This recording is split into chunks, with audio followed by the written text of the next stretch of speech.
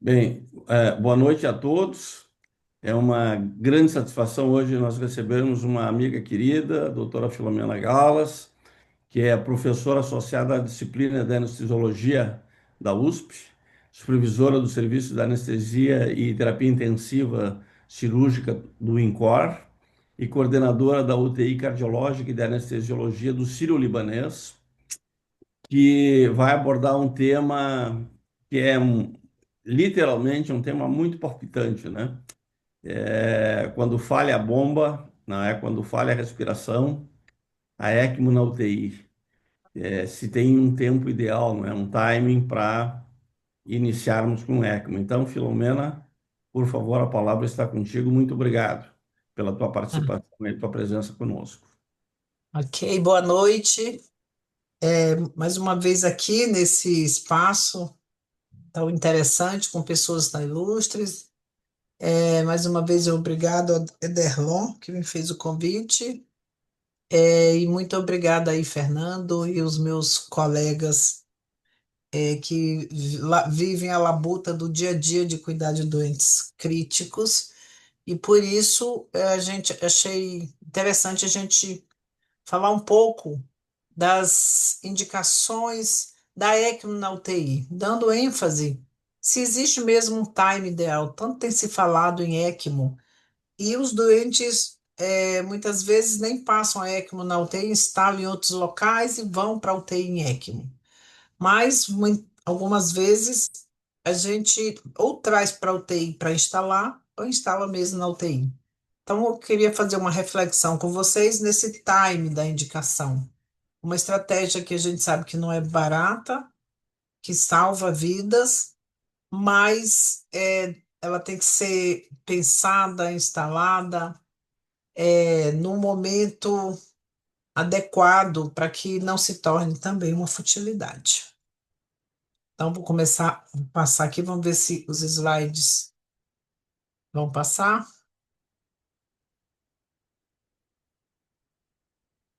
Estão vendo? Está passando? Então, Ok, Filomena, pode Tá tranquilo. sim. tá bom. Então, o time, ou o momento ideal para a instalação de ECMO, não é um relógio mágico. Ah, vai ser 15 para as 3, meia-noite. Não.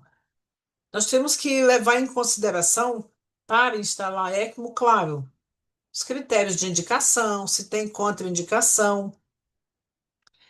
Nós temos que pensar se esse doente é refratário, não é. Qual que é a janela temporal e se essa janela está preservada e se eu vou indicar ou eu estou corroborando com futilidade. E mais uma vez, para falar de ECMO, eu sempre volto ao início, né? Parece redundante, mas o que que é mesmo ECMO? Vamos relembrar. É uma tecnologia avançada de suporte vital temporário que pode substituir temporariamente as funções do coração, as funções dos pulmões ou dos dois, mas a ECMO não trata, a ECMO não garante sobrevida, mas a ECMO é um suporte. A ECMO pode ser veno-venosa ou veno-arterial. E só para a gente lembrar, todo mundo ficar na mesma página, para ter ECMO, nós temos que ter cânulas, cânulas venosas e cânulas arteriais.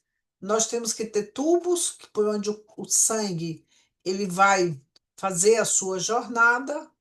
Temos que ter bomba. Atualmente, nós temos uma bomba que não é de rolete. Felizmente, a gente evoluiu. São três ímãs que fazem um campo magnético que vão aspirar o sangue e empurrar esse sangue para a membrana, onde a membrana vai doar oxigênio para o sangue que passa no circuito, mas vai remover o CO2. Então, temos que ter membrana. Atualmente, as nossas membranas são de polimetilpentano, que tem uma meia-vida, uma durabilidade maior. A ECMO é uma estratégia de curta duração, Mas aí, se a gente for olhar o que a indústria fala, é uma estratégia para 14, no máximo 21 dias. É claro que com a pandemia a gente aprendeu muito e aprendeu, inclusive, que dá para esticar um pouco esse tempo de ECMO. Muitas vezes a gente precisa trocar o circuito, trocar a membrana, mas ela é um grande aliado no suporte, não só na UTI, mas inclusive fora do hospital. Então, a ECMO veno-venosa é quando o paciente está precisando de um suporte por insuficiência respiratória refratária, e a ECMO veno-arterial quando o suporte é para uma disfunção cardíaca, para um choque cardiogênico, especialmente os choques cardiogênicos refratários SCAI e Intermax 1. Então, a gente fala muito que a ECMO é uma ponte, porque a ECMO é um suporte. Então, a ECMO, ela pode ser uma ponte para a recuperação, que é o que ocorre, por exemplo, após uma cardiotomia, após uma cirurgia cardíaca. No final da cirurgia, por motivos, N motivos, o paciente não consegue restaurar a função cardíaca do paciente, não consegue ser restaurada nem parcialmente a ponto desse doente sair de circulação extracorpórea. Então, coloque em ECMO, espera aí 3, 4, 5 dias, otimiza esse doente, dá repouso para o coração, e aí, depois, progressivamente, nós vamos devolvendo, diminuindo o fluxo que passa pela ECMO e aumentando a quantidade de sangue que passa pelo coração. Ela pode ser utilizada também como uma ponte para transplante. O doente tem insuficiência cardíaca refratária, está esperando o seu transplante, é, às vezes em casa, depois precisa, vai mais para o hospital, depois interna, precisa inicialmente de vasodilatador, depois inotrópico, mais um inotrópico e, por exemplo, balão intraórtico, e aí evolui choque cardiogênico refratário. Esse doente pode ser colocado em ECMO, VA, enquanto espera o seu transplante. E se ele tiver uma expectativa, se doador não chega, não chega. Inclusive, a gente pode utilizar a ECMO como ponte para um outro dispositivo, para uma Centrimag, que é um dispositivo de média duração, para o ventrículo artificial paracorpóreo, ou até mesmo para o ventrículo artificial totalmente implantável. E a ECMO também, ela pode ser usada, e aqui eu acho que é a maior indicação na UTI, ela pode ser usada para decisão. O doente entrou em choque, mas esse doente ainda nem estava nos planos da equipe, da família, que esse doente fosse para um transplante ou o passo seguinte, e aí esse doente entrou em choque. Então, a gente pode indicar, num tempo adequado, colocar esse doente em ECMO, e aí, após 72 horas, 48 horas, a gente tem tempo para tomar decisão, para entender melhor, enquanto esse doente está em ECMO, até para, depois de 72 horas, esse doente não recupera ou não tem nenhuma perspectiva de uma outra assistência, de um transplante, de uma terapia de destino, até para decanular esse doente, seguindo toda a ética que é peculiar no nosso meio. Então, a ECMO, ela não é apenas uma ponte, mas ela sustenta, ela não resolve. A gente tem que pensar em tratar a causa da insuficiência cardíaca ou da insuficiência respiratória, e a ECMO dá tempo para o paciente, para a equipe, enquanto nós vamos seguindo os passos seguintes. As indicações, elas não são tão rígidas, mas nós temos indicações bem pontuais para a ECMO VA, veno arterial ou VV, a veno venosa. Da ECMO veno arterial, ela é indicada no choque cardiogênico refratário, SCAI e Intermax 1, ou seja, naquele paciente que vem progressivamente evoluindo em choque, apesar de todas as medidas convencionais, medicamentosas, até uma assistência circulatória com balão intraórtico, esse doente progride e evolui para um choque refratário.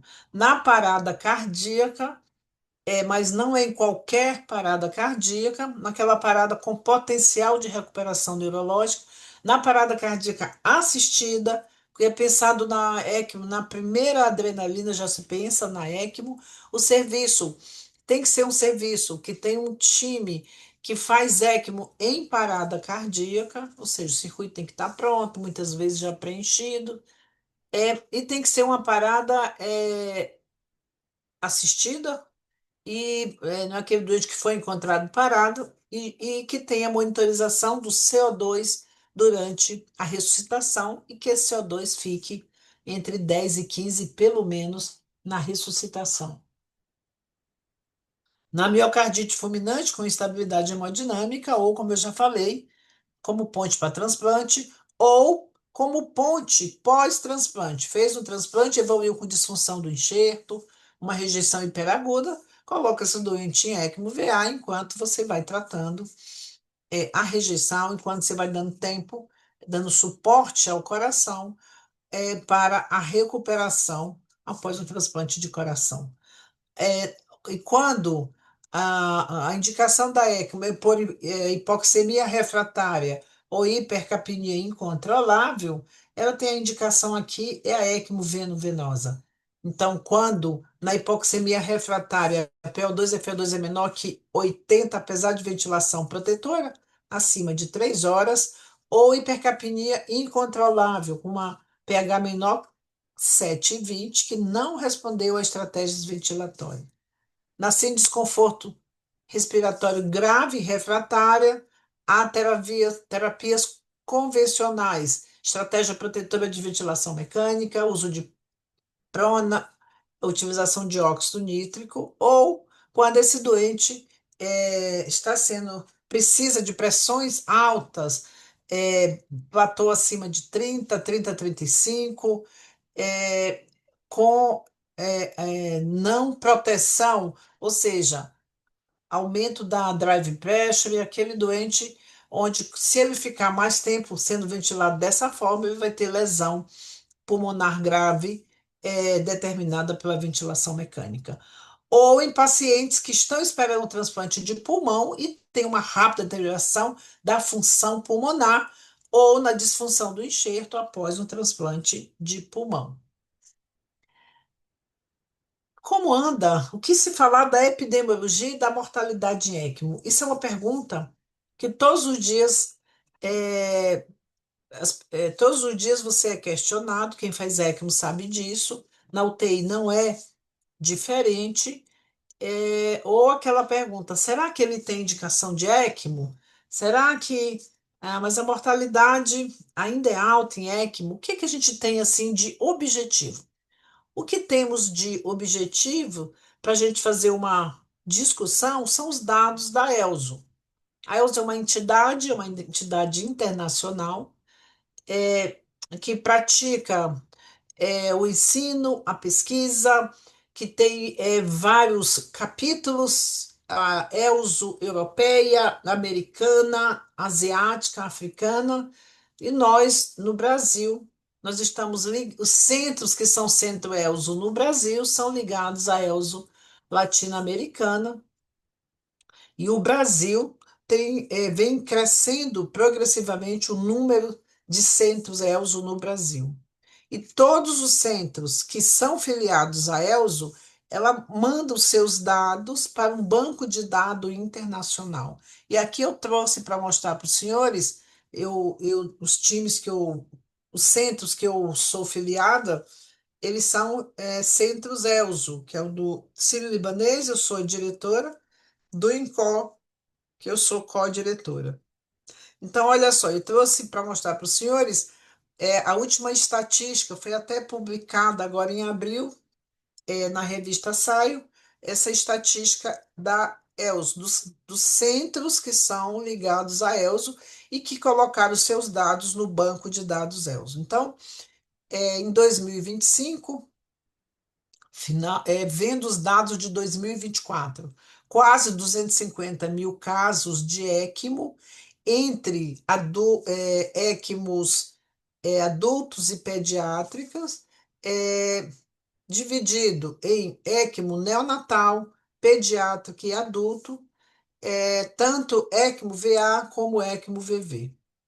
E quando eu retirei, separei, deixei aqui a taxa de sobrevida nos doentes adultos que estão tabulados na plataforma, no banco de dados da ELSO, a ECMO VA para pacientes com disfunção cardíaca, a mortalidade em torno de 47%. E a ECMO VV, 59%. Desculpa, a sobrevida, 47% na ECMO VA e a sobrevida de 59%, sobrevida, por cento na ECMO VV. E quais foram, nesse banco de dados, os fatores prognósticos? Idade avançada.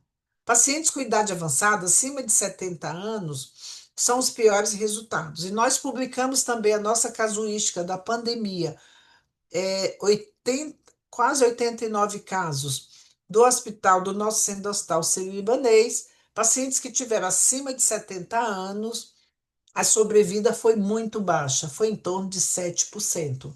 Então, a gente hoje em dia contraindica quase todas as ECMOs em pacientes acima de 70 anos.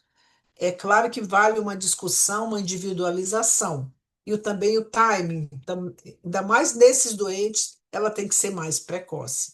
Paciente com falência orgânica de múltiplos órgãos e pacientes que têm lactato elevado, e nós acabamos, vamos publicar agora um trabalho onde a gente tem utilizado o VIS-score ou o score inotrópico para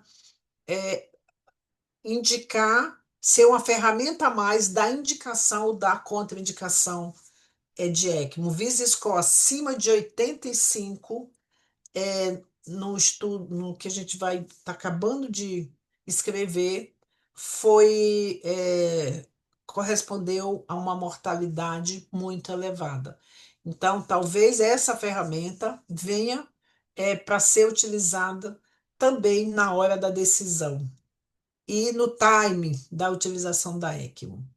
Então, quando a gente compara ECMO VA com ECMO VV, a sobrevida da ECMO VV dos pacientes que estão no banco de dados da ELSO é maior do que da ECMO VA.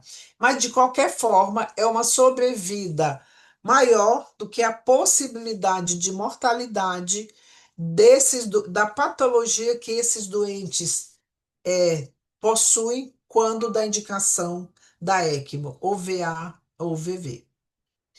E discutindo mais de perto qual que é o tempo, o time ideal da indicação da ECMO, já que nós sabemos que ECMO não é para todo mundo, que ECMO tem indicação, tem contraindicação, tem que ter time para colocar, para manejar. Então, qual que é o conceito? Então, a literatura tem dividido, e a gente corrobora com isso, em três etapas ou períodos da indicação de ECMO. E aí, a gente tem feito um paradoxo ou uma correlação entre o benefício e o momento do início da ECMO. Então, o que nós procuramos é qual que é o time ideal. É como pular de paraquedas. Você não pode abrir o paraquedas muito cedo, mas também não pode abrir tardiamente. Então, você tem que achar aquele ponto, a altura adequada para abrir o seu paraquedas para que você faça um pouso adequado. Então, nós não podemos indicar uma ECMO muito cedo, precoce, tão precoce assim, porque você vai fazer uma exposição, às vezes, sempre esse doente vai precisar ser anticoagulado, pode ocorrer os efeitos deletérios da anticoagulação, dentre eles sangramento do sistema nervoso central, que é um divisor de águas da evolução do paciente em ECMO. É o paciente que sangra o sistema nervoso central em ECMO, ele tem que ser tirado de ECMO, porque não vai dar para a gente voltar a anticoagulação plena para ele. Então, não pode ser muito cedo, por causa pode ser desnecessário e temos que lidar com os riscos e complicações da ECMO. Por exemplo, na ECMO VA, 12% dos pacientes têm isquemia do membro onde é feita a punção arterial, mesmo que se coloque o reperfusor ali do membro que foi canulado. Então, não pode ser precoce demais. Mas também não pode ser tardio demais, onde já se tem disfunção multiorgânica. Aqui eu vou ter pouca probabilidade de recuperação. Então, e qual que é o time ideal? É aqui, ó, é quando falha a terapia convencional otimizada. Nós temos que ter preditores, usar scores, usar também o VIS score, para que quando falha a terapia convencional, que deverá estar otimizada e antes de ocorrer a disfunção multiorgânica. Esse é o tempo ideal que vai depender muito do seu time, do tipo de pacientes que você tem na sua UTI e precisa, é claro, o ECMO não se faz sozinho, de uma discussão ampla com o time de ECMO. Tem vindo muito, tem se discutido muito sobre a janela temporal. Qual que é o conceito da janela temporal da instalação, da indicação da ECMO? Qual é esse tempo ideal? Que é uma linha muito tênue entre o agravamento refratário, as terapias convencionais e a irreversibilidade fisiológica. Então, eu vou fazer aqui uma timeline para que a gente tente sair daqui, que vocês saiam daqui pelo menos com alguns key points na cabeça, pelo menos para ajudar nessa decisão que a gente sabe que não é fácil, muitas vezes nem para os especialistas. Então, primeiro, é, quando foi o início da insuficiência orgânica?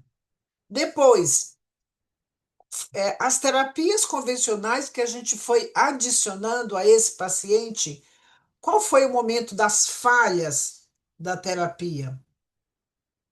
E pensar que o terceiro passo, o terceiro ponto, pode ser a última oportunidade para a ECMO. Então, vamos tentar olhar é, de forma temporal, mas não separadamente, com a clínica do doente, com as comorbidades desse doente e com a evolução. Então, o início, eu vou associando terapias, quando a terapia falha, e eu não posso perder a última oportunidade para que essa ECMO seja colocada e para que esse paciente tenha para que eu não esteja acrescentando mortalidade nesse paciente. E pensar também, por que não? Se já tem o dano irreversível multiorgânico, não adianta eu querer colocar esse doente em ECMO. Aqui é futilidade você colocar esse doente em ECMO. Agora, quais serão esses pontos? Será que a gente tem claramente ferramentas para identificar esses pontos? Vamos ver.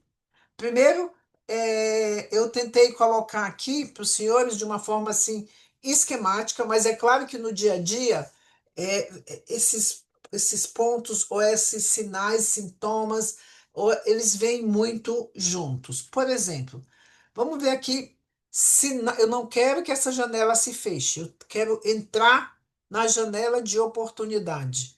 Então, saber a hora, vamos voltar para ficar enfático. Cadê? Início da insuficiência, as falhas convencionais vão falhando e eu tenho que começar aqui a já pensar aqui, eu já tenho que pensar na ECMO e eu não posso perder essa última oportunidade, porque essa janela pode se fechar. Quais são os sinais de fechamento dessa janela?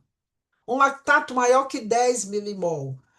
10 milimol, se a gente multiplicar por 9 para transformar em miligrama, aquele lactato acima de 90. Mas não vou esperar o 90. É aquele lactato que, a despeito do inotrópico, da adequação da volemia, do uso de vasodilatador quando dá, se não da otimização do segundo inotrópico, a hemoglobina está otimizada, esse lactato só sobe.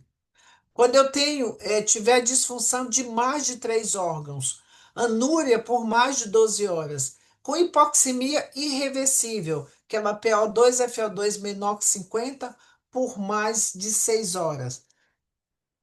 E os parâmetros hemodinâmicos, uma PAM menor que 50, apesar de associação de dois ou mais vasopressores, noradrenalina, vasopressina, epinefrina, associação às vezes com fenilefrina.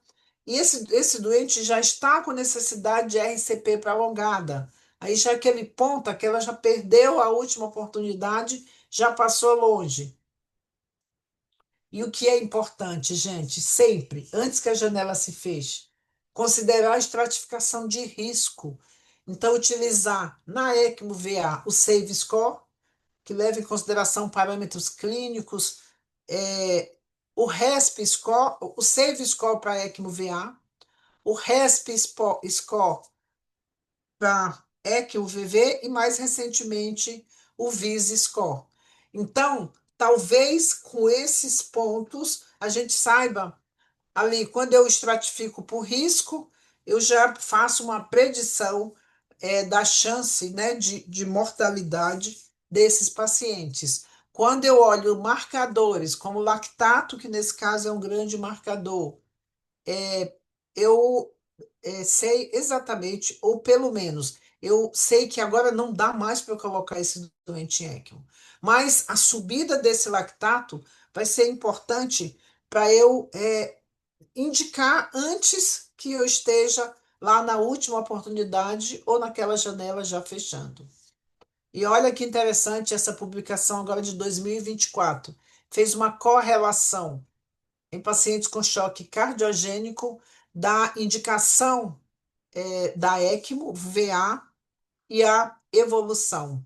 Aqui ele comparou pacientes parados, pacientes que estão em choque, mas não parado, e não em parada cardíaca, e todos. E o que ele demonstrou é que a maior oportunidade para indicação de ECMO é nas primeiras 24 horas de admissão.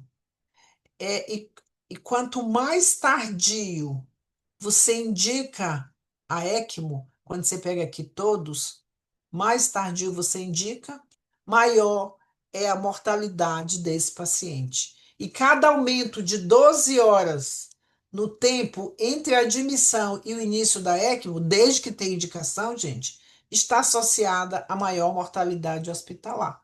Então, nem toda parada tem indicação de ECMO, nem todo choque cardiogênico tem indicação de ECMO. Mas uma vez indicado,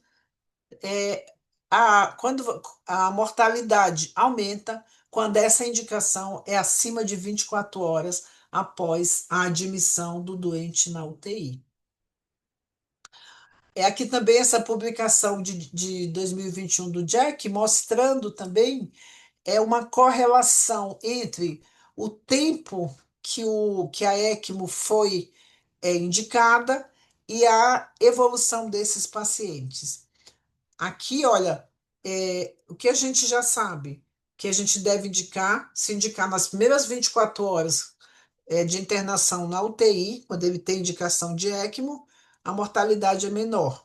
E olha só, aqui ele já dividiu no grupo mais precoce, um grupo intermediário e um grupo que ele chamou de um grupo de indicação, instalação tardia. No grupo precoce, ou seja, na primeira hora do doente na UTI, foram os melhores resultados, depois eu vou mostrar aqui de mortalidade. Mas no grupo intermediário, nas primeiras 2, 3 horas, ok, eu ainda tive uma mortalidade menor comparado quando a ECMO é instalada aqui mais tardiamente, acima de 24 horas. Ó, mostrando aqui que no grupo tardio, é o azul aqui, ó, após 24 horas, a mortalidade foi muito maior comparado com o grupo intermediário e com o grupo precoce. Também nós devemos levar em consideração a importância relativa dos critérios para o início da ECMO. Por exemplo, o paciente está evoluindo com hipoxemia grave, com hipercapnia refratária, com acidose refratária e falhou aqui na estratégia protetora, na prona. E esse paciente, ele é um potencial, tem um potencial para recuperação. Por que que eu vou esperar mais 24, mais 48 horas com mais lesão pulmonar, com mais para indicar uma ECMO? Por exemplo, veno-venosa. Ou se esse paciente tiver uma PO2 FO2 menor que 80 por 6 horas, ou um PO2 FO2 menor que 50 por mais que 3 horas, ou um pH menor que 720 com CO2 acima de 60 por 6 horas, já está indicado. Não precisa esperar mais. Se são critérios, está lá no guideline da ELSO para indicação de ECMO VV. Mas se o paciente tiver um choque cardiogênico com índice menor que 2, com hipotensão persistente, com a tríade da hipotensão, da taquicardia e da oligúria, com lactato acima de 4, você não precisa esperar o lactato chegar em 9. Já falei que à medida que o lactato vai subindo, ele também é um marcador de gravidade. Então, temos aqui já indicação suficiente para instalar. Mas instalar quando? Podemos instalar após 24 horas. Mas é claro que nessas indicações e na utilização do time ideal, nós temos também, sim, que fazer uma avaliação individualizada, risco-benefício. É muito importante. Os pontos que a gente marca aqui é para ajudar a diminuir o tempo que o paciente vai ficar esperando por uma possível indicação de ECMO. Então, se eu pudesse dizer para os senhores, de tudo isso, o que é importante você pensar na hora para tentar acertar o tempo ideal de colocar um doente em ECMO? Fazer esse checklist bem rápido de decisão para usar beira-leito. Otimize a terapia padrão. Critérios de objetivo de refratariedade. É o lactato que sobe? É a PA que não melhora? Certo? E aí, tentar ficar dentro da janela. Por exemplo, na ECMO VV, ventilação mecânica menor que 7 dias, ou paciente com choque menor que 24 horas, paciente com baixo débito, sem alteração de marcadores, que você vai dizer, um lactato de 100, será que eu vou indicar? Não é só uma futilidade? E também tem que ter time, equipe, não adianta eu querer passar, não ter time, esperar chegar o time não sei da onde, esperar material, não tem, tem que ligar para a empresa para trazer.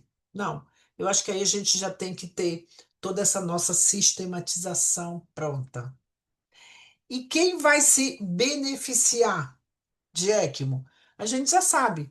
É que os pacientes, nós temos critérios claros de indicação e de contraindicação de ECMO.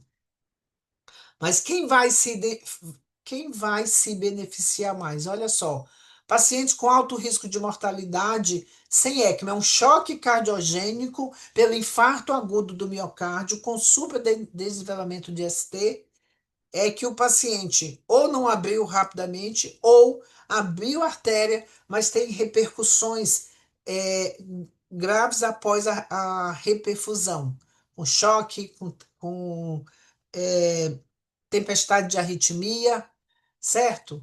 Agora, quais são? Temos alguns fatores prognósticos favoráveis? Sim. Paciente jovem, abaixo de 40 anos, esses pacientes são os que têm as melhores sobrevida quando são colocados em ECMO. Chega até 70%. Por exemplo, paciente na ECMO VV com menor tempo de ventilação mecânica.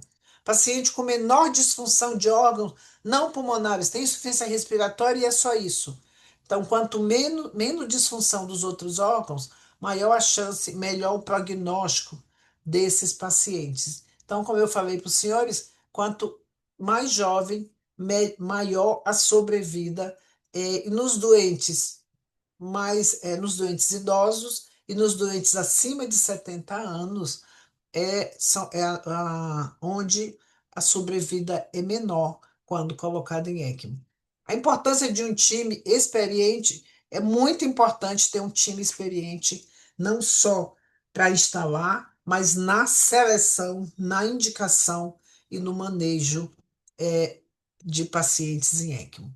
No manejo dos pacientes em ECMOs, a gente precisa monitorizar continuamente o circuito e monitorizar continuamente o paciente. A partir da instalação da ECMO, o circuito e o doente, é a extensão do outro. Qualquer intercorrência que tenha no circuito, por exemplo, uma entrada maciça de ar, onde eu tenho que sair rapidamente de ECMO, uma quebra de uma torneirinha, onde eu posso, dependendo da região, eu posso ter entrada de ar ou perda de sangue, uma desconexão do oxigênio, por exemplo, na membrana. Então, quaisquer é, alteração, complicações ou desarranjos que ocorrem na ECMO vai acontecer no paciente. A ECMO é um sistema fechado. Então, qualquer variação de volume, o doente que teve mais vômito, mais diarreia, ele vai ter uma hipovolemia e a ECMO pode não conseguir manter o débito, manter a saturação, se não for reparada, identificada e reparada essa perda de volume rapidamente. Então, nós temos que monitorizar, além do fluxo, das rotações, monitorizar a hemodinâmica do doente, a pressão, a frequência, o débito cardíaco. Nós temos que monitorizar a oxigenação e a ventilação do circuito através da coleta da gaso pós-membrana, do PO2, do CO2, na ECMO-VV, da gaso pré-membrana, para ver se tem recirculação.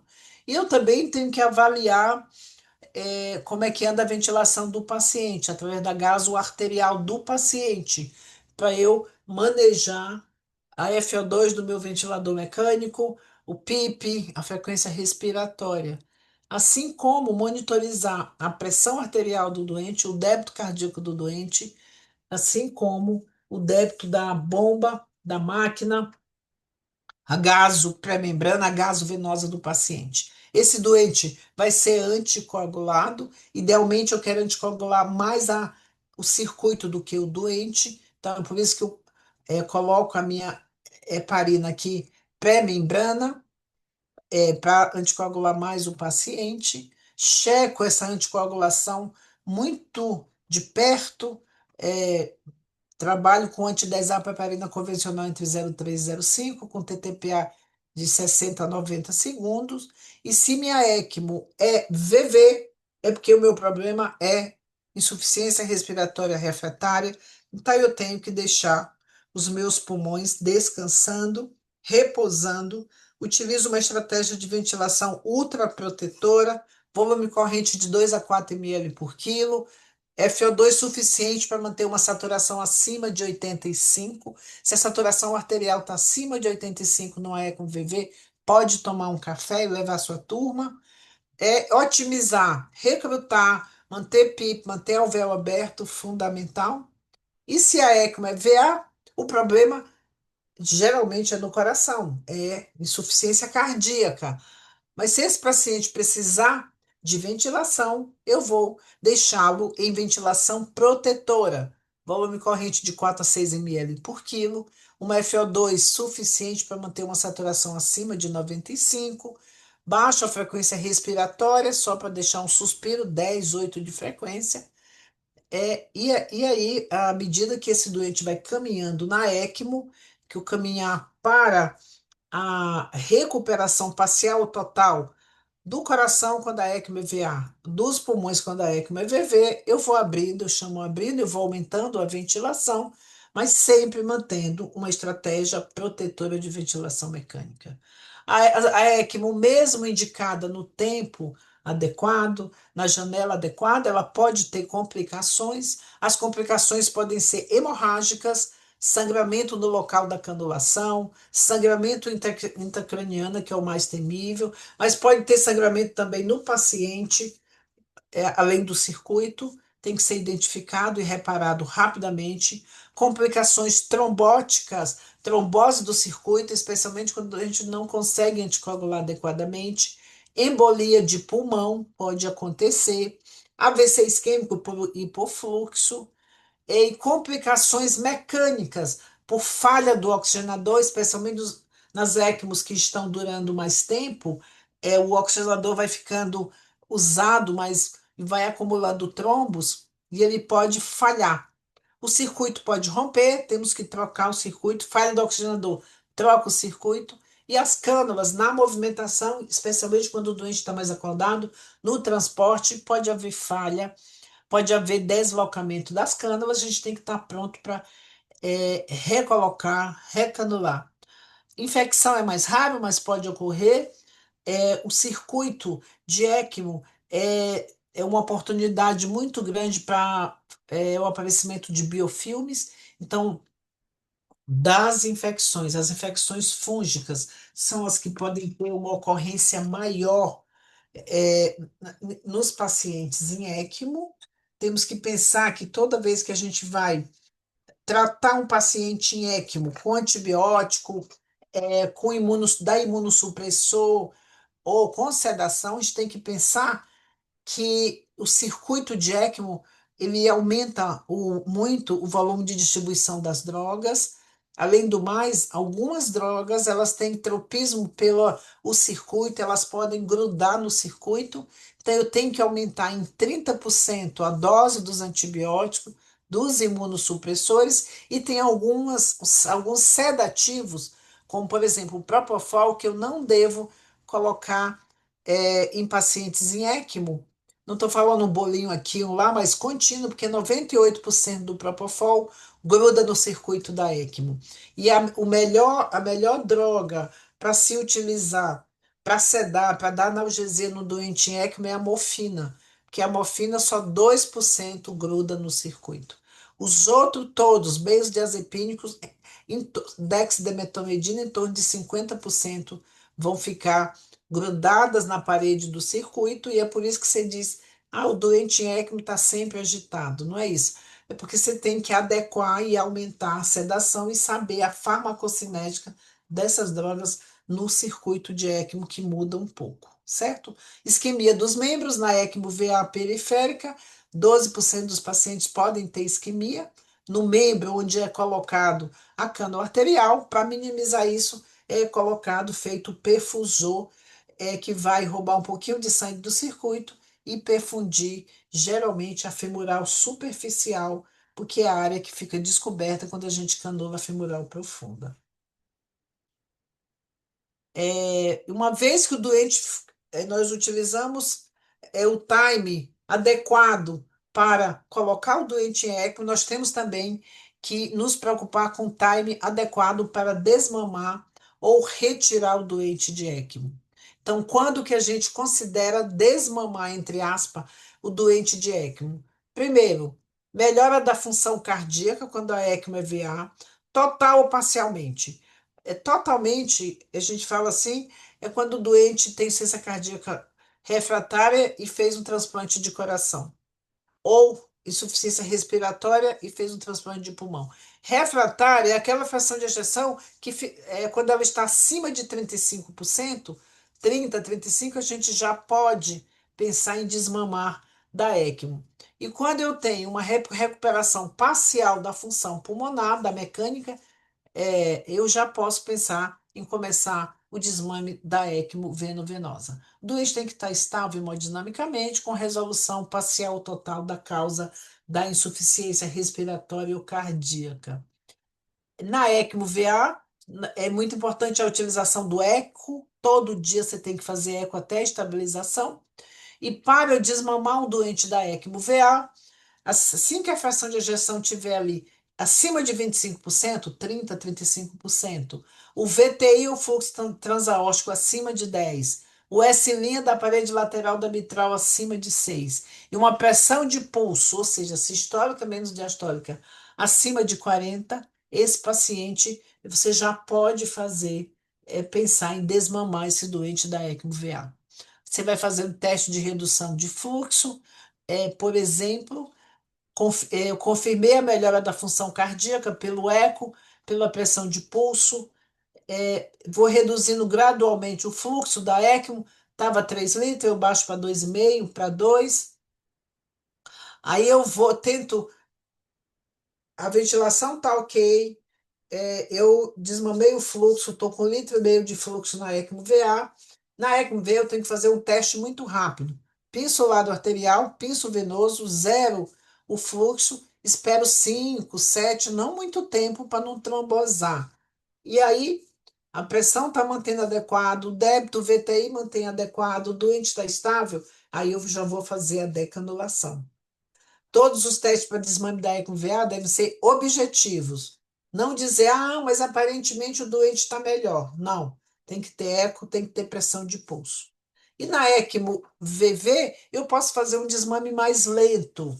Eu baixo, tá 3 litros de fluxo, baixo para 2,300, atalho para 2,300 para 2, deixo 1 litro de fluxo de sangue, abro a ventilação de ultraprotetora para protetora, vejo a mecânica, a drive, a saturação aí tem que ficar acima de 95%, e aí eu vou baixando a FO2 da ECMO VA do Blade até 21%, e aí depois eu baixo o SWIP, o fluxo que vai me controlar o CO2, até zerar o fluxo do fluxômetro da ECMO, desconecto a mangueirinha verde que está lá na membrana, pinço, e aí seu sweep off, aí com 15 minutos, 30 minutos, vou colhendo o gaso, posso deixar até 24 horas só o sangue circulando na ECMO e no paciente, mas sem gás, sem oxigênio e sem remoção de CO2. Se a saturação se mantiver acima de 95% e o CO2 abaixo de 50, se o doente não for retentor, ok, posso decanular, certo?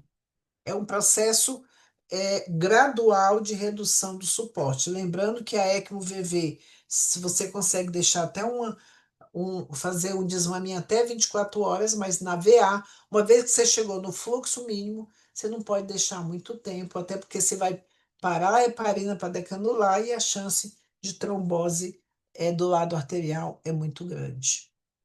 Os desafios o desmame tem muitos desafios.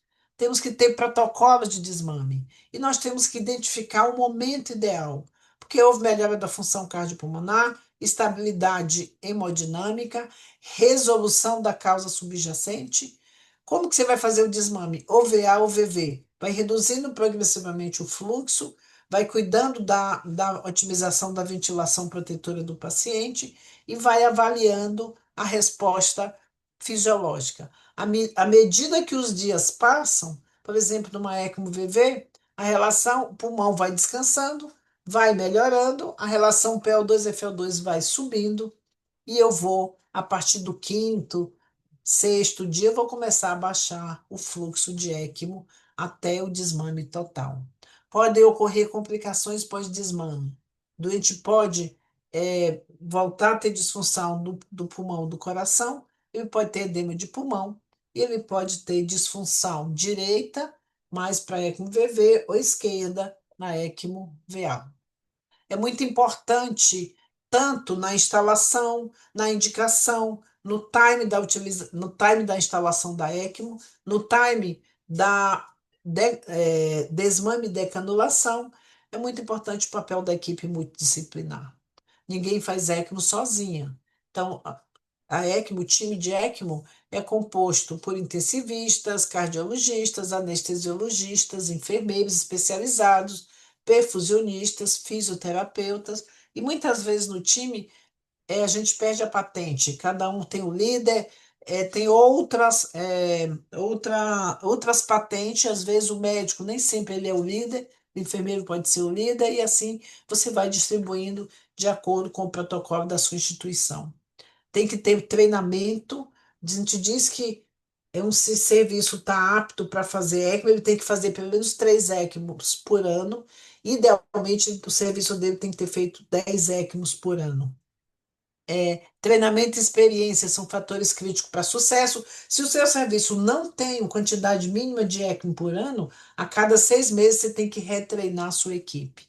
A comunicação e a coordenação são essenciais para o time adequado de indicação, mas também para todas as intervenções, para o manejo da ECMO e para a decanulação. Qual que é o cenário atual da ECMO?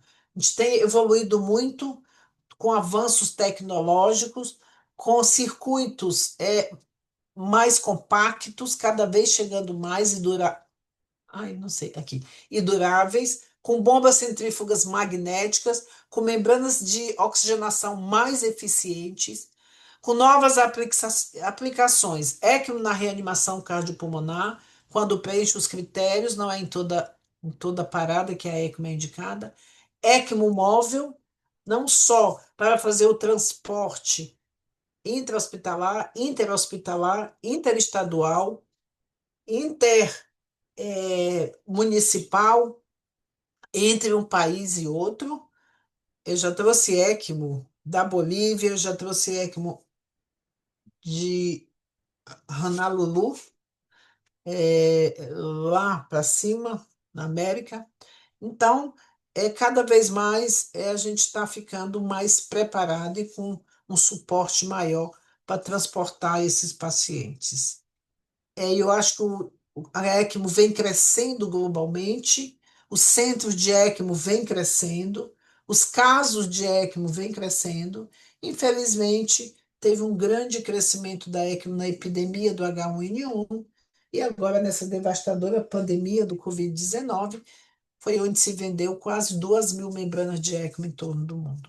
Os desafios futuros são muito, mas dentre eles acho que temos que padronizar melhor esses protocolos de time de indicação, de time de desmame de ECMO. O time é tudo, o time adequado é um fator crítico para o sucesso da ECMO, tanto para o início como para o desmame e decanulação. A ECMO é uma terapia de resgate, é um suporte para a recuperação, para a ponte ou para outro, ponte para outros dispositivos ou ponte para transporte. Desculpa, para transplante. A avaliação contínua e individualizada é essencial para otimizar os resultados. Nem tão cedo que exponha, não se deve instalar ECMO. Nem tão cedo que exponha a riscos desnecessários, nem tão tarde que permita danos irreversíveis. O momento certo é quando a falência está objetivamente refratária, ou respiratória, ou cardíaca. Quando a lesão secundária ainda é evitável e a curva de risco de atraso ultrapassa claramente o risco incremental da canulação. E eu queria pedir licença para convidar vocês para o nosso primeiro curso AMIB ECMO, que vai ser presencial. Estou na coordenação desse curso. Vai ser um curso teórico com muita simulação realística, mais de 55% da carga vai ser prática, vai ser dada por especialistas em ECMO pela ELSO, de 23, será no final de semana, de 29 a 31 de agosto. É, as, ai, acho que eu fiz alguma coisa errada. As inscrições estão direto lá no link. Ah, tem o QR Code aqui para inscrição e a MIB, no site da MIB também já tem o link para as inscrições. Conto com a presença, quero que vocês me ajudem a divulgar, porque nós vamos fazer um curso bastante intenso, especial para a nossa comunidade AMIB, para os nossos colegas médicos, intensivistas, cardiologistas, anestesiologistas, socorristas, enfermeiros e perfusionistas. Cirurgiões, queridos, muito obrigada. Filomena, muito boa a tua aula, parabéns, sempre um prazer te ouvir. E enquanto o pessoal já está se aquecendo aí com as perguntas, eu queria fazer duas perguntas assim bem objetivas. No início, tu falastes sobre o timing, que eu acho que é fundamental, como tu muito bem salientastes, utilizando o Sky E. Não é? E depois tu colocasses, né, que a gente tem que individualizar todos esses aspectos que precisam ser levados em conta. E a pergunta, assim, a provocação é se o Sky não seria um pouco tarde. E a outra pergunta que eu tenho, assim, é como tu monitoriza o fluxo nesses pacientes, o débito, né? O pessoal do Alan Combs só usa eco, não é? E se tu usares, por exemplo, o catéter de artéria pulmonar, uma termodiluição transpulmonar e depois, para calibrar, e depois ficar usando análise de contorno de pulso, isso é factível? Ah, muito obrigada, Fernando, pelas perguntas interessantes. Em relação ao Sky. indicação pelo SCAIE, quando eu falo SCAIE, é aquele doente que é um choque cardiogênico refratário. É claro que no SCAI-D eu já, eu já avaliei esse doente, é o que eu faço no meu dia a dia. Eu já deixei todo o meu material pronto e, infelizmente, eu não consigo colocar em todo mundo que tem indicação, mas eu já tenho aquele paciente, eu já vou rever esse doente mais vezes porque eu sei que esse doente é a gente já sabe com a experiência que os doentes que a gente precisa colocar em ECMO, e cada vez mais, quanto mais eu vou dizer sem, desculpa meus dados, mas eu já acho que já canulei mais de 400 ECMOs em toda a minha vida aqui. E eu atualmente é muito interessante, porque antes eu queria canular todo mundo, queria salvar o mundo, vi que isso não dava muito certo.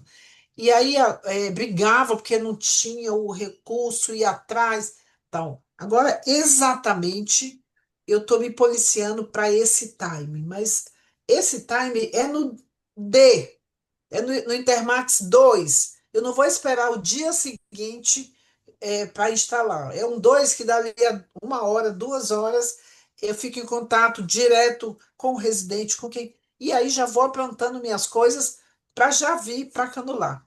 É importante. Mas a gente não tem tantas métricas. E o Intermax era o que a gente mais usava, que é uma escola de gravidade dos doentes com insuficiência cardíaca refratária, onde você vai de 7 a 1. 7 é aquele doente que está em casa tomando um digital, um beta-bloqueador. 1 é aquele doente que já está com balão, com nó, com vasopressina e tal. Esse doente, eu não deixo ele chegar em 2 microgramas de noradrenalina. Até porque a gente está mais precocemente, com 0,2 de nó, já associa o vaso. Então, a gente já está fazendo essa associação mais precoce. Então, eu já ganho tempo aí para indicar. Mas o que a literatura fala e a métrica é realmente o Intermax, o Sky. Mas eu acho que a gente daqui a pouco, Fernando, vai falar em puxar esse Sky um pouco mais. Não para o Sky A, porque aí é muito precoce. Mas talvez o D ali entrando no D, a gente já. E individualizando também é muito importante. Acho que a utilização do Visiscore, que é um score inotrópico, que agora a gente começou a utilizar nas ECMOs, isso aí daqui a pouco a gente vai ter também talvez algo a mais para a gente se fundamentar ou se basear para a indicação da ECMO um pouco mais precoce. Em relação a monitores, e o Sky foi um score feito por um hemodinamicista, mas traduz muito ali as alterações à beira-leito do paciente. Eu acho que a gente também está aprendendo a usar uma coisa mais, é um score mais novo. É o Save Score para ECMO VA e o RESP Score para ECMO VV também são importantes, mas eu acho que muito mais dados para dados epidemiológicos, não é assim, tá, a gente faz em todo mundo e a gente tem feito. Eu peguei uma casuística minha para trás e estou tentando colocar o Save Score e o RESP Score nos que eu já fiz e esses pacientes, como que eles evoluíram, até para eu ver se na minha casuística, se esses scores têm uma grande qual que é a correlação. Talvez não tenha um valor científico grande, mas para eu ver a evolução das minhas indicações, eu acho que está sendo muito interessante. Em relação à monitorização, nós temos que monitorizar o paciente e o circuito. Monitorizar o paciente, nós temos que ter a monitorização do débito cardíaco. Minimamente invasivo não dá na ECMO VA, porque perde o contorno, coloca o doente em ECMO VA, ele perde o contorno de pulso. Então não dá para você usar o Acumi, o FlowTrack. Mas na ECMO VV, eu tenho uma manutenção do contorno de pulso. Então eu utilizo nas minhas ECMOs VV de rotina, monitorização do débito cardíaco minimamente invasivo, com FlowTrack. Tem sido muito bom, até porque eu ajusto quanto por cento de débito eu vou passar na ECMO, estou no pulmão do doente, no início é quase tudo para o pulmão, para a ECMO, e à medida que o doente vai melhorando, eu vou fazendo aquela correlação de ir diminuindo lentamente o fluxo que vai para o pulmão e o fluxo que vai para a ECMO. É muito bom, eu acho fundamental o flow track e o contorno de pulso na ECMO VV. O Swan Ganz, na ECMO VA, eu faço da seguinte forma: se o meu doente já está com cateter de Swan-Ganz, eu mantenho com cateter de Swan-Ganz, mesmo sabendo do viés da utilização do débito cardíaco em alguém que tem cânula, que o meu essa termodiluição vai ficar mais longa, né? Porque vai acabar contaminando um pouco. Depende muito onde está também minha cânula de devolução, que ela pode estar no átrio direito, ou na ECMO VV ou na VA. E pode ser que quando a termodiluição vai ser feita, vai prolongar muito esse tempo, e aí se eu prolongo muito, eu vou ter uma curva maior. Às vezes eu vou ter vou falsear para menos o débito cardíaco. Mas o importante, se eu tenho um basal, eu vou vendo a tendência. Mas em ECMO eu monitorizo o PVC em todos, porque paciente em ECMO, a PVC está acima de 14, 15, você tem que se preocupar com o VD. O VD está querendo te dar trabalho. Mas eu faço eco diário e a gente orienta os nossos residentes a fazer eco diário com VTI. É muito interessante a posição do septo e uso a microhemodinâmica também. Não usei lídico ainda. Você falou, não usei ainda lídico. Realmente a minha experiência em lídico para ver débito cardíaco é só em fluido responsividade, para meus trabalhos de fluido, mas ainda não utilizei.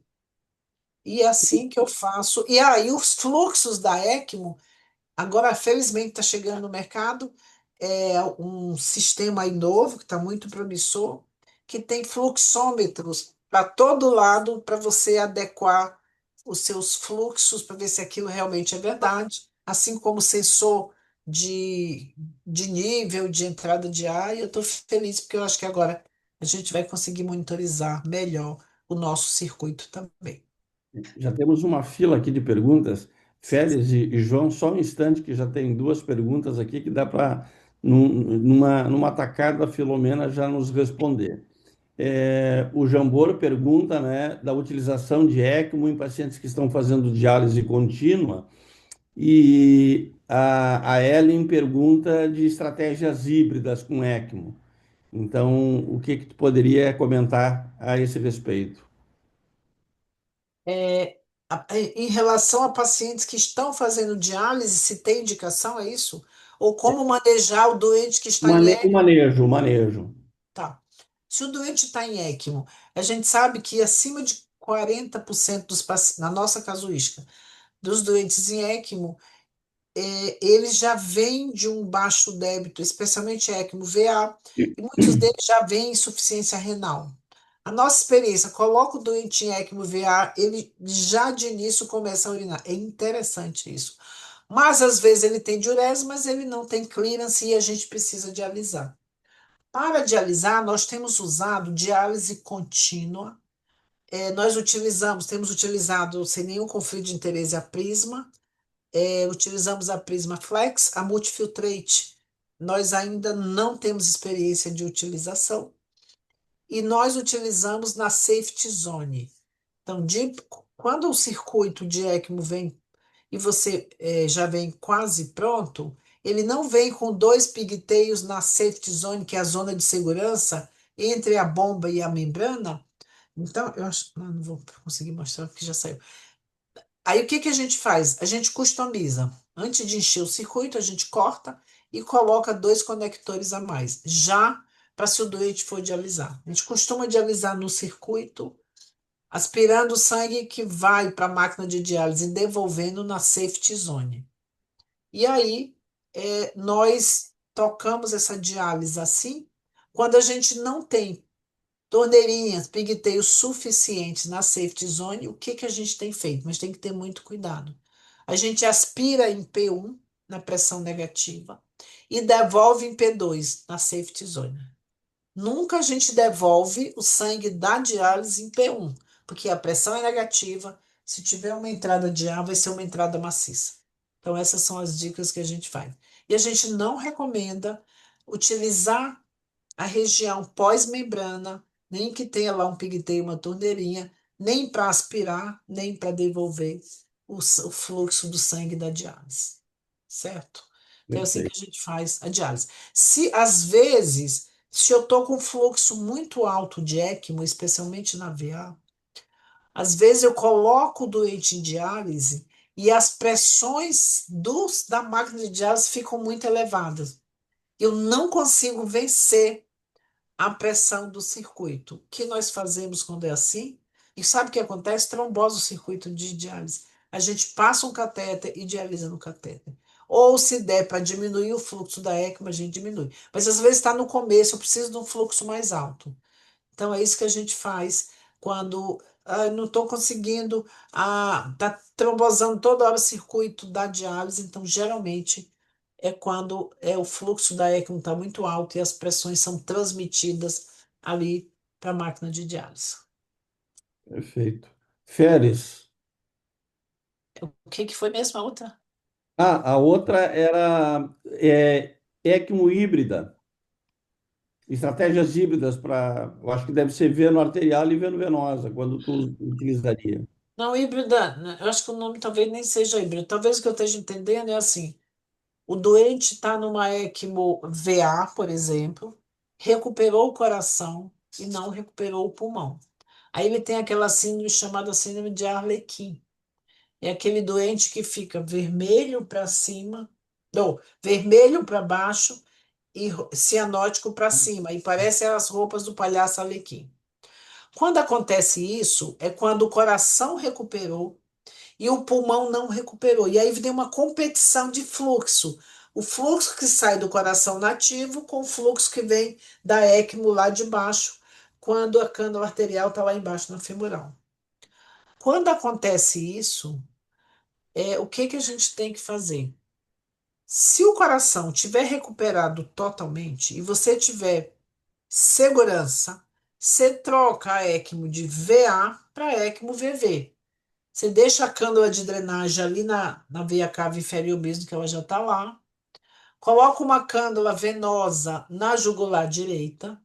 E aí sai de ECMO, desconecta a devolução que estava para a cânula arterial na ECMO VA e coloca essa devolução aqui na jugular, peraí, direita e pronto. E depois você tira essa cânula arterial, comprime e toca o barco. Se você. Ana, atende para mim, por favor. Se você não tiver segurança, ou se o coração não tiver recuperado totalmente, mas ele tiver com síndrome de Arlequim, você vai transformar a ECMO VA em VAV. Para quê? Para mandar mais sangue para o pulmão e para melhorar a saturação da parte de cima. Como que você faz isso? Não é muito difícil também. Basta que você deixe a sua ECMO, tá lá rodando sua ECMO. Você pega uma cânula arterial e coloca na veia jugular interna direita. Tá ali. O que que você vai fazer? Você vai sair de ECMO, você vai cortar o circuito. Saiu de ECMO, pensou direitinho. Ali do lado arterial. O que que você vai fazer desse lado arterial? Você vai colocar um Y, tirar um pouco desse sangue da cânula arterial e vai conectar diretamente aqui na veia jugular direita. Dessa forma, você vai roubar um pouco do sangue arterial oxigenado e vai colocar direto aqui no átrio direito, que vai para o ventrículo direito, que vai oxigenar os pulmões. Essa é a ECMO VAV. Não é difícil, às vezes as pessoas ficam pensando que é claro que é mais fácil você mostrar, mas o princípio é esse. O coração recuperou, o pulmão não recuperou. Não dá para eu tirar ainda totalmente esse doente de ECMO VA. Então, eu deixo a minha cânula arterial lá, deixo a minha cânula venosa e eu vou só colocar mais uma cânula aqui no sistema venoso e vou pegar um pouco, dividir aquele sangue que está vindo todo do lado arterial para ser ejetado pelo coração. O coração já está melhor, já consegue lidar melhor com mais volume. Vou roubar um pouco desse sangue e colocar ali para melhorar a oxigenação que está vindo ali pelo átrio direito, VD e aí para a artéria pulmonar. É assim que a gente faz. Férias. Boa noite, Filomena. Parabéns aí pela tua explanação, bastante esclarecedora, e você com essa grande experiência que você tem. Ô Filomena, existe diferença em, em mortalidade, sobrevivência, quando você faz um ECMO VA e um ECMO VA associado ao balão intra-aórtico? Tem alguma diferença na melhora desse paciente ou dá na mesma? Não, excelente pergunta. O que acontece é o seguinte: na ECMO V, a ECMO VA pode ser, eu não falei isso, periférica ou central. A ECMO, o que manda, o que te diz se a ECMO é periférica ou central é a posição da cânula de devolução ou da cânula arterial. Quando, por exemplo, o cirurgião está fazendo uma cirurgia cardíaca, não sai de SEC, ele diz, eu vou colocar em ECMO, ele está com o tórax aberto. Então, ele pode colocar uma ECMO central. Por quê? Porque ele vai colocar a cânula arterial na raiz da aorta, ou na aorta ascendente. Então, quando a cânula está na aorta ascendente, essa ECMO é central. Qual a cânula venosa ele pode deixar no átrio direito, mas ele pode dizer, não, eu quero colocar uma cânula venosa na veia femoral, na veia jugular. Ok, não interessa. O que interessa é que a cânula arterial está na aorta ascendente. Quando a ECMO VA é central, a cânula arterial estando na aorta ascendente, e eu vou devolver para o paciente um fluxo de 3 litros, por exemplo, de débito da ECMO, esse sangue vai ser devolvido na aorta ascendente e o coração vai ter que ejetar esses 3 litros de débito. Só que a coluna de ar ou de sangue que ele vai ter que ejetar é pequena, porque a cânula está muito próximo do coração. Então, esse coração não vai sentir mais do que ele já está sentindo com a disfunção e ele não vai ter aumento de pós-carga. Sendo assim, eu não vou precisar usar nenhuma estratégia para diminuir a pós-carga imposta pela ECMO, que seria ruim para o coração. Ok. Aí, o balão intraórtico vai fazer a menor diferença. Porque eu posso dar um fluxo alto, eu não vou ter aumento de pós-carga, e eu posso fazer com que, inicialmente, todo o sangue seja ejetado pela ECMO e o coração fique repousando. À medida que o coração vai melhorando, eu vou diminuindo o sangue que passa na ECMO, vai ficar mais sangue dentro do coração, e ele não vai ter que se esforçar muito, porque ele vai empurrar para frente uma coluna que não é tão grande. Ok. Quando a ECMO é periférica, ou seja, quando a cânula de devolução ou arterial é colocada na artéria femoral, direita ou esquerda, é colocada na braquial, maioria das vezes é na femoral. Esse sangue ele vai artéria femoral, aorta descendente, e essa coluna de sangue ela vai chegar até próximo da aorta ascendente para ser ejetada.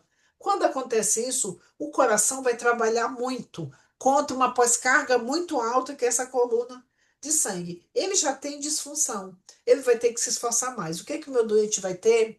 Edema agudo de pulmão, pulmão branco.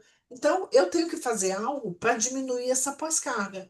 A primeira coisa que eu faço é baixar um pouco o fluxo da ECMO. Mas às vezes eu não posso baixar porque minha pressão ainda está baixa. Aí eu posso utilizar um vente.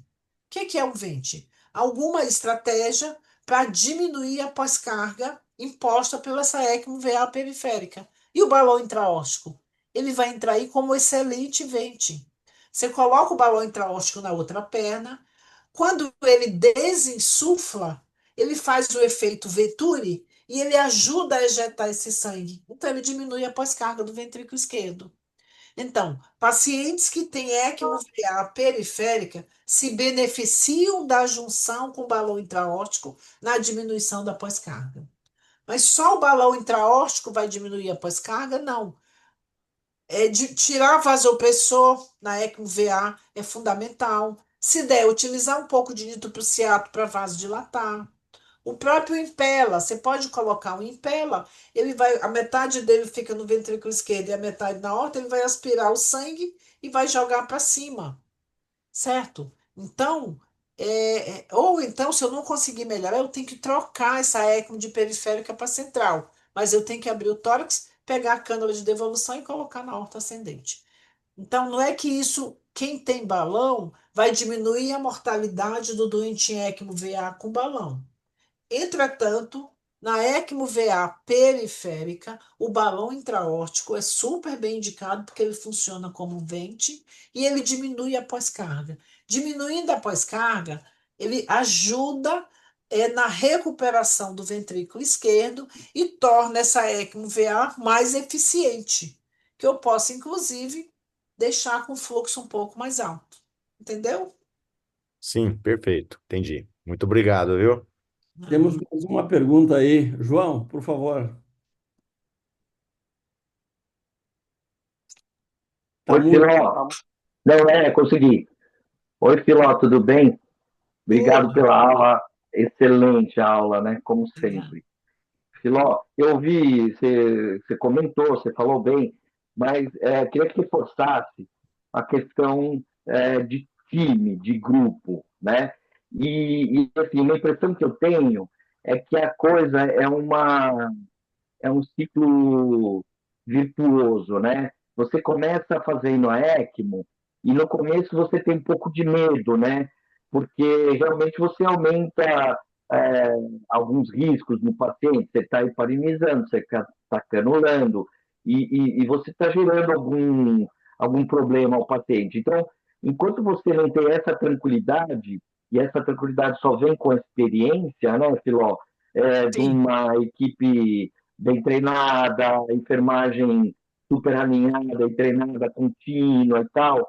Você não acha que isso daí vira um ciclo virtuoso? Aí você começa a indicar mais precocemente, e aí o resultado vai melhorar, e aí você faz a tendência, que nem você falou, é você ir para ter mais segurança e mais é, coragem de colocar o dispositivo mais precoce. Olha, eu acho que quando você faz com seriedade e quando você tem compaixão pelo doente, você pensa bem para colocar uma estratégia dessa. Porque preste atenção, é uma estratégia cara. Você não tem, o SUS não te dá, infelizmente não passou ainda a ECMO pelo SUS. Quando a gente faz ECMO, ou faz em serviço privado, ou, por exemplo, no INCOR, a fundação, nós temos uma cota de ECMO. Eu não posso passar da cota X, eu tenho que justificar muito para passar dessa cota, porque é comprado com dinheiro da fundação. Então, outra coisa, quando você vai colocar um doente em ECMO, você pode ter risco na canulação, você pode ter sangramento de reto peritônio. Então, você tem que ter, não dá para você fazer precoce profilático, como às vezes você faz alguns trabalhos com balão intraórtico que foram todos negativos, mas tudo bem. Então, é uma estratégia. E outra coisa, é uma estratégia que, para você ter segurança de canoa, por exemplo, eu faço ECMO há mais de 30 anos. E eu já tentei, assim, eu fazer pessoas virem comigo para fazer ECMO e tal. Mas tem alguns que entram várias vezes, mas eu ainda não tenho coragem de deixar canular. Então, assim, é uma estratégia que não é desprovida de efeitos colaterais. Eu Exato. acho que eu não lembro de nenhum grupo assim que pelo contrário, que a gente vê muito, vamos me dar uma segunda opinião para ver se esse doente tem mesmo indicação de ECMO. Talvez com circuitos que já vêm totalmente pronto, porque um desafio é montar o circuito. O outro desafio é fazer o prime, não é qualquer um que faça o prime. Depois é instalar e manejar.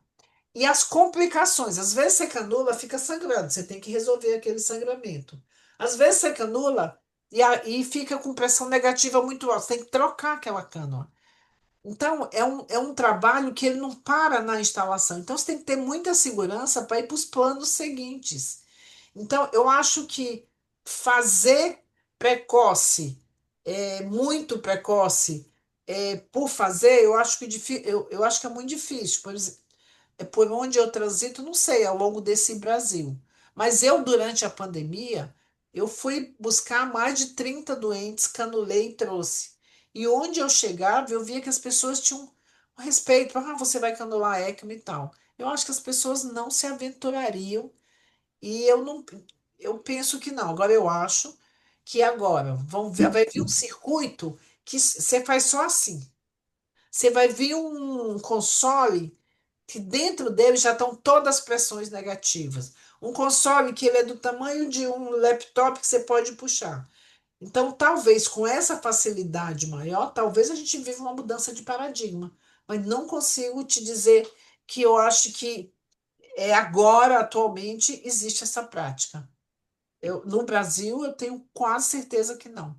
Porque eu dou curso de ECMO aí no Brasil inteiro e sempre. E outra coisa, tem que ter um número mínimo para você, até para você ser centro ELSO, para você, entendeu? Você não pode, eu fiz um curso, amanhã eu já vou sair canulando e indicando ECMO, entendeu?